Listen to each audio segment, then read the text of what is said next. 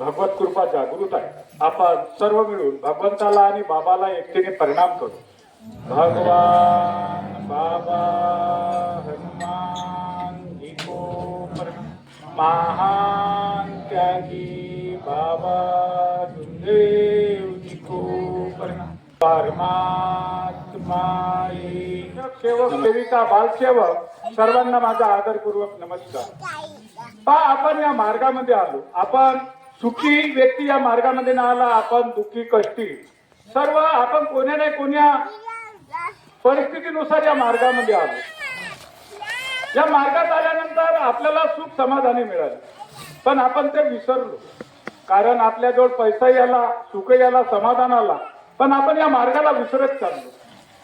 कारण असं आहे, आपल्याकडे वेळ नाही. चर्चा बैठक राहते गावामध्ये, पंधरवाडी, आठवडी, मासिक अशी चर्चा बैठक राहते. आपल्याला त्या चर्चा बैठकीला जायला वेळच मिळत नाही. भगवंताच्या कार्याला जायला वेळ मिळत नाही. मग आपण म्हणतो माझं दुखते.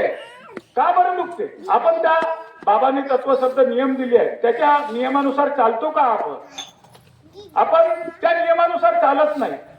आपल्याला माहीतच राहत नाही. आपण त्या भगवंताच्या चर्चा बैठकीला जात नाही. आपल्याला त्याच्यातला काही कळत नाही. मार्गाविषयी माहितीच राहत नाही. त्याच्यामुळे आपल्या हाताने गलत्या होतात, चुका होतात. त्या चुका सोडवण्याची आपल्याला गरज असते, पण आपण त्या मार्गदर्शकाकडे 17 वेळा विचारपूस करतो. लहानशी गोष्ट असली तरी मार्गदर्शकाला विचारतो. विचारला पाहिजे, पण स्वतःही काही करता आला पाहिजे. आपण मार्गात आलो त्या दिवशी आपल्याला सुख समाधानी मिळाली. ज्या दिवशी मार्गात आलो त्या दिवशी आपल्याला 25% 10% तरी सुख समाधानी मिळाली. आपण का दिलं भगवंताला? कार्यकर्त्यांना तुम्हाला का दिलं? शब्द दिला. शब्द हाच भगवान आहे, शब्द हाच सैतान आहे. शब्दाची किंमत करा. आपण बोलते वेळी विचार करत नाही, बोलल्यानंतर विचार करतो. त्याच्यासाठी आपल्याला शब्द मुखातून काढते वेळी पहिले विचार करून सने बोलायला पाहिजे. आपण का बोलतो बाबा? त्याच्यासाठी आपल्याला या चर्चा बैठकीला जाण्याची आवश्यकता आहे. अशी परिस्थिती आहे. खरंच साहेब खोटी नाही. प्रत्येक गावामध्ये पहा तुम्ही हेच परिस्थिती आहे. फक्त नावाची सेवा. घराच्या दरवाजाला पाठी लावली, बस झाला मी सेवक आहे. सेवक नंबर विचारा तरी सेवकाला माहित नाही.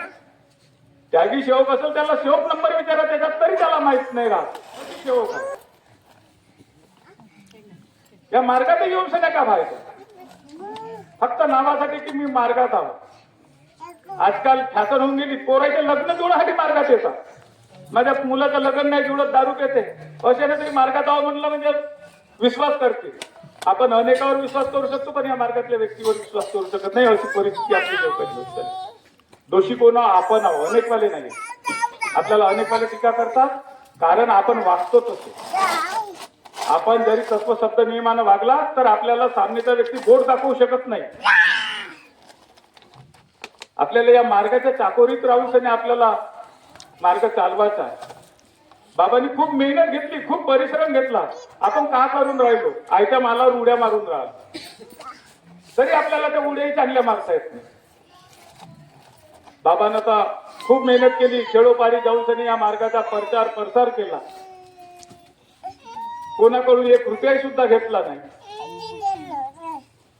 आपण एवढे सुखी झालो, त्यांच्यापासून झालो. त्यांनी मेहनत घेतली म्हणून आपण सुखी झालो. पण आपण त्या गोष्टीचा विचारच करत नाही. आपल्याला पहिला दिवस आठवतच नाही का मी त्यावेळेस का होतो. आपण त्या वैदाईकर घुमत होतो, देवाईकर घुमत होतो, त्यावेळेस आपल्याजवळ भरपूर वेळ होता. पण आपल्याला या भगवंताच्या कार्याला जायला वेळ मिळत नाही. कार्यकर्ते जाते बिचारे, 1-2 सेवक त्याच्या सोबतीला राहते, त्याला घेऊन जाते, कार्यक्रम करते. कार्यकर्त्याजवळ वेळ आहे.